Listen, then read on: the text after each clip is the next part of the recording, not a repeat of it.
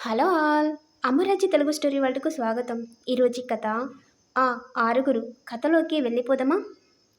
పూర్వం అవంతిపురం సామ్రాజ్యాన్ని పరాక్రమసేనుడు పరిపాలించేవాడు. రాజు ఎంతో ధైర్యవంతుడు, పరాక్రమవంతుడు, బలవంతుడు కూడా. పరాక్రమసేనుణ్ణి భుజబలుడు అని పిలిచేవారు. చుట్టుపక్కల ఉండే చాలా రాజ్యాలతో యుద్ధం చేసి వాటిని తన రాజ్యంలో కలుపుకోవడమో, తమ సామంతరాజ్యంగా చేసుకోవడమో చేసేవాడు.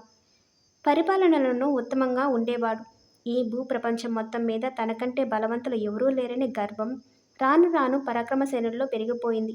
అందుకే మంత్రి సేనాని ఎంత చెప్పినా వినకుండా వేటకు ఒంటరిగా వెళ్ళిపోయేవాడు. మనకు ఎంతోమంది శత్రువులున్నారు. ఇలా ఒంటరిగా వెళ్ళడం ఏమాత్రం శ్రేయస్కరం కాదు అని రాణి భార్య ఎన్నిసార్లు చెప్పినా పట్టించుకునేవాడు కాదు. ఎప్పటిలానే ఓసారి ఒక్కడే వేటకు వెళ్ళాడు.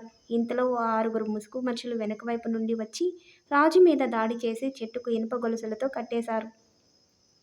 ఊహించని ఈ పరిమాణాన్ని ఏం చేయాలో పరాక్రమసేనునికి అర్థం కాలేదు. తాళనైతే తాను తెప్పుకోగలడు కానీ ఎంత ప్రయత్నించినా ఇనుప గొలుసును నుండి బయటపడలేకపోయాడు. వెంటనే అతడికి తన క్షేమం కోరి ఒంటరిగా బయటకు వెళ్ళొద్దని చెప్పిన భార్య, మంత్రి, సేనాని చెప్పిన మాటలు గుర్తుకు వచ్చాయి. వాటిని పెడచెవిన పెట్టకుండా ఉంటే బాగుండేది అనుకున్నాడు. అయినా చేతులు కాలాక ఆకులు పట్టుకుని ఏం లాభం అని బాధపడ్డాడు.